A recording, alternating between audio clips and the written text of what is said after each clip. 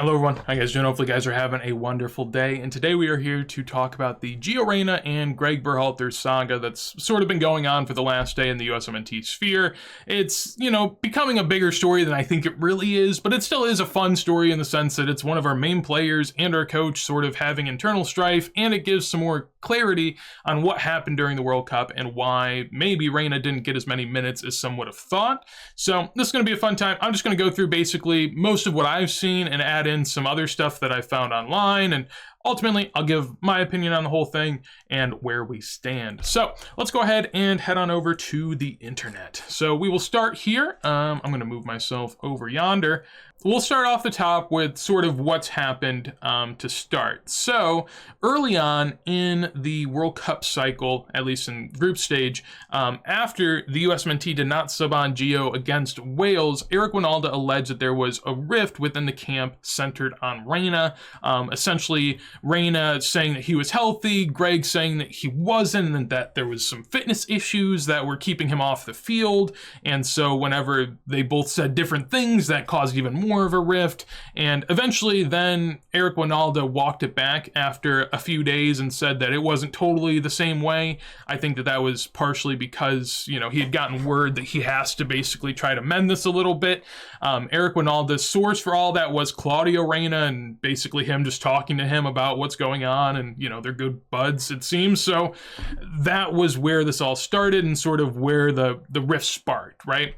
Goes on throughout the World Cup. Gio gets 7 minutes of playtime throughout the group stages and 45 in the second half against the Netherlands. Once we were down 3-1, we threw him on as a false nine, which we've never done. So it's sort of a strange way of going about his minutes in the World Cup. I never would have imagined that going in. So then it starts yesterday. This was the first thing reported. Berhalter said that the coaching staff had to have a chat about one of the players to demand no further infractions and to require an apology to the rest of the team as a condition for the player to remain within the squad. According to Berhalter, he prepared the USMNT internal leaders for the apology and credited these players for taking ownership of that process. I said this guy needs to apologize to the whole team. And what was fantastic is that in this whole thing, after he apologized, team leaders stood up one by one and said, listen, it hasn't been good enough. You haven't been meeting our expectations of a teammate, and we want to see change. Berhalter did not give any hints as to who the player was, but he has been willing to send USMNT players home in the past. Weston McKennie was suspended for a game back when. That was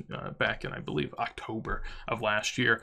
So that was the first part. Basically, this anonymous player that was getting sent home was being discussed, and people put two and two together and figured out that it was Reyna. So next, The Athletic then reported here. In this first part, basically what they are saying is that Reyna showed an alarming lack of effort in the scrimmage prior to the Wales game, in which they were playing a Qatari club, and basically his teammates didn't think it was good enough, the coaching staff didn't think it was good enough, and they basically, concluded that either he is injured or he's just not trying. Then it says that the drama surrounding Reyna crescendoed during the Wales game when Reyna threw his shin guards after not being subbed in, and then into a post-Wales training session in which Reyna's lack of effort continued again. It prompted several members to speak with Reyna, including DeAndre Yedlin, Aaron Long, who pulled him aside and urged him to show more effort moving forward. Then we get next the Jason McIntyre fake news report that basically there was a 13-12 vote on whether or not Reyna should be kicked off the World Cup squad by the players on the team. This was initially reported and was a very spicy thing. I actually even made a list of who I thought would vote where. I thought it was very fun. But turns out that later on, through listening to some other sources, one of which was Jimmy Conrad at the In Soccer We Trust podcast, he said that it was actually a 9-8 vote amongst coaches, not players. So essentially, Gregg Berhalter had the whole coaching staff vote on it, and it was close to 50-50, which should show you how much of a problematic, player Reyna must have been if half the coaches are willing to say almost to send him home. So then we have the Gio Reyna Instagram response today that just recently came out. Basically, in the first part, he's saying he hoped he didn't have to comment on it. He thought it was going to stay within the team, and he wanted to make a brief statement. He says right here, just before the World Cup, Coach Berhalter told me that my role at the tournament would be very limited. I was devastated. I am someone who plays with pride and passion. Soccer is my life, and I believe in my abilities. I fully expected and desperately wanted to contribute to the play of the talented group as we try to make the statement for the World Cup. He then goes on to say down here, I'm a very emotional person. I fully acknowledge that I let the emotions get the best of me and affect my training and behavior for a few days after learning about my limited role. I apologize to my teammates and coach for this, and I was told I would be forgiven. Therefore, I shook off my disappointment and gave everything I had on and off the field. He then says, I am disappointed that this is continuing coverage of this matter, as well as some highly fictionalized versions of the events, which is alluding to the team vote, and extremely surprised that anyone on the U.S. men's team staff would contribute to it. Coach Berhalter has always said that issues that arise within the team will stay in-house so that we can focus on unity and progress. I love my team. I love representing country. I am fully focused now on improving and growing as a soccer player and person. And then the final line I found kind of interesting. I hope that going forward, each person involved in U.S. soccer focuses only on what is in the best interest of the men's national team so we can enjoy great success at the World Cup 2026. So that's most of what's been reported at this point. I think both sides has some good and some bad that comes with it. So we'll start with Gio. On the side of what was bad, well, one, he basically in that Instagram post told you what he did wrong. I mean, his emotions were obviously not well kept. If you're a young player, especially one that, is going to be a part of this group for a long time going forward, you would imagine you just want to be about the team. You want to be about morale. You want to stay positive, even if it's hard to be, and you want to try to be a good team player. If you can't be helpful in the sense that you can't be on the field, at least try to help others or make the situation better, which he didn't do at all. So Gio really did struggle in that sense, that this was an unnecessary sort of sideshow that should not have happened. So it never should have happened. But on the other side, for the Gio side of it, how he's seeing this as a Gio fan for, 2 to 3 years at this point, pretty heavily, I've followed his career and I know the type of player he is. I don't know exactly the type of person, but I watch a ton of videos and, I've seen tons of games and I see his mannerisms. I see how he acts, and Gio is one of those players that he's a very angry player. There's a Waukee video on it. It's very funny, I think, but some people think it's very off-putting of basically how angry Gio is. He's also a player that wears his emotions on his sleeve. You know how he feels most of the time on the field. If he's happy, he's smiling. If he's mad at you, he's probably got his hands up because he's wondering where the pass was. He just is someone that he'll tell you how he's feeling. And, that's not necessarily something a lot of people do anymore. Most people like to keep it bottled up. And typically that is the more, friendlier way about it. On top of that, for Gio, there's just a lot of life pressures, I feel like, and he's still super young. He was 19, just turned 20, so he's not someone that, I know all of the older people like to say, man, he's got to grow up, he's got to be more mature, and I think that comes with time.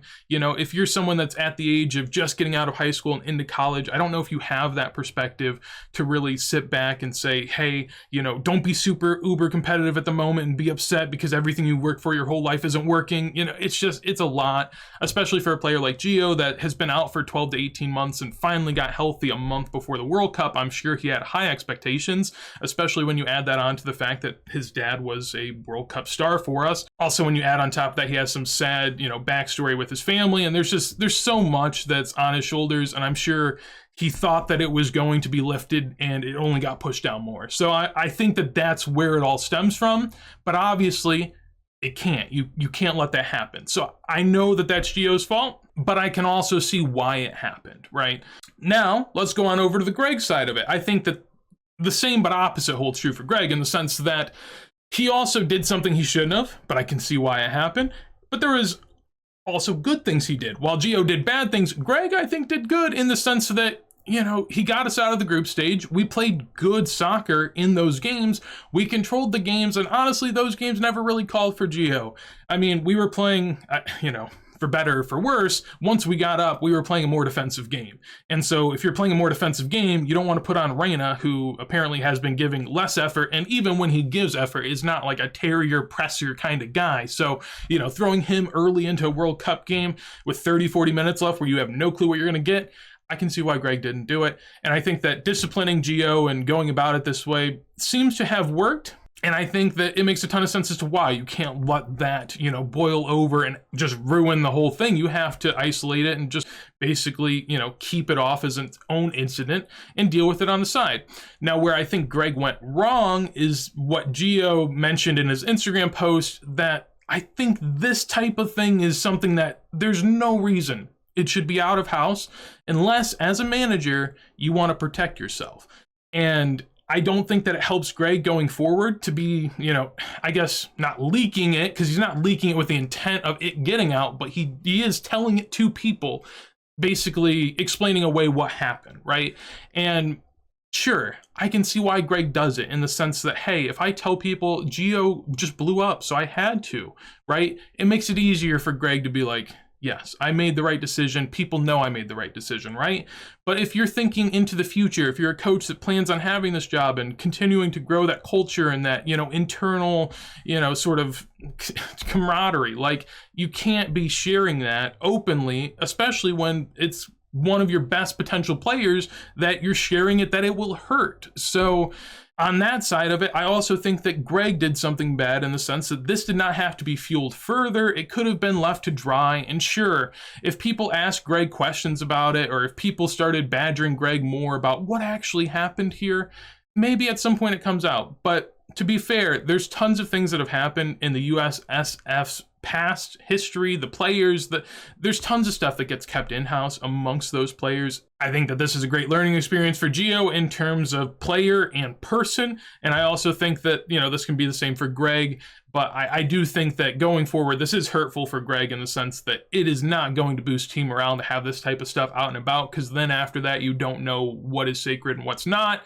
and so this can, kind of divulge into something it shouldn't be. So hopefully you guys enjoyed. If you did, make sure to leave a like. Would love to hear your thoughts down below on Gregg, Gio, whoever, and how you think this plays out, what should have happened, what will happen. And if you want to see more videos like this as soon as I go live, make sure to subscribe. But with that said, hopefully you have a wonderful day, and peace.